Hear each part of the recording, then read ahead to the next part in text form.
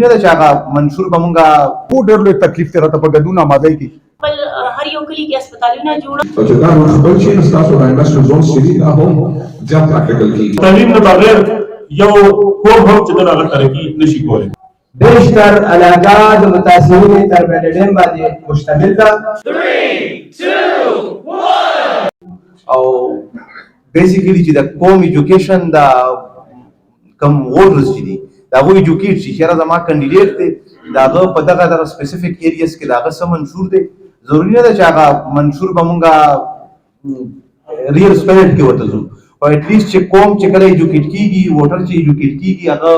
سیویک سینس او سیویک ریسپانسبیلیټي سیوا کیږي او دا زموږ ته شریکه باندې کیږي یو کس نشي کولی کینډیډیټ ووټر انتظامیه څومره ریاست مشینري ده دا چې مونږ یو ډایرکشن کې اکټیویټ کو بیا مونږ شي کې کولی شو. موږ خپل هر یو کلي کې هسپتالونه جوړو او هر یو ښځې ته سہولت د هغې نه حاصلېږي. تاسو څنګه چې تاسو ګورئ چې بېنظیر انکم سپورټ پروګرام په ذریعه ښځو ته پیسې میلاویږي او د تعلیم نه بغیر یو قوم هم چې دغه ترقي نشي کولی. په دې حواله باندې زمونږ د جماعت اسلامي په منشور کې خاص کر د خواتین لپاره چې دا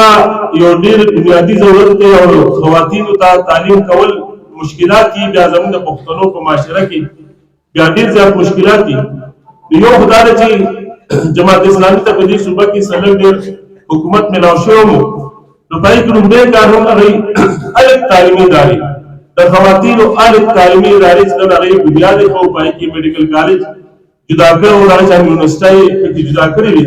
نو دا بهرحال زموږ ټارګټ دی چې موږ د تعلیم په حواله د خواتینو په حواله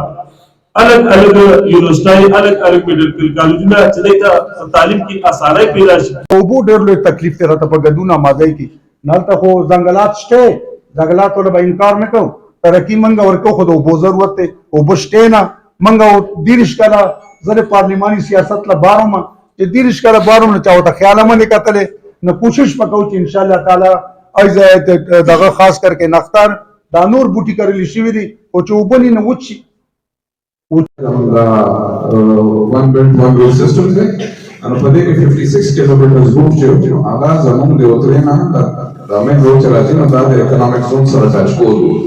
موږ به انشاءالله زموږ دا مټراله موږ به دا سی پیک چې کوم دا 56 کیلومیټر روډ زموږ نه کټ شوی دی دا واپس بحال او کدا بحال شو نو ټول په لاره مردان پورې د موټروي سره نو په دې ځای کې بل موټروي هم راځي دا چې ون بیلټ ون روډ کې په فیوچر کې چاینا ټریډ بزنس دی نو دا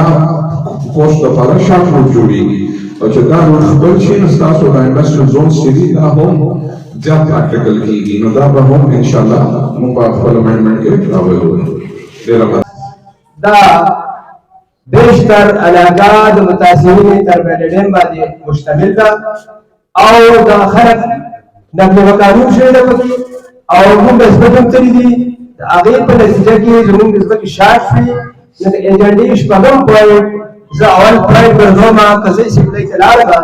نو زما ډېر غټ فوکس په دا به چې د رایې کې هغه پیسې چې کومې حاصلېږي صوبې ته او بیا صوبې ته چې کوم علاقو ته ورکړل کېږي په هغې کې زموږ عامې جلسې وشي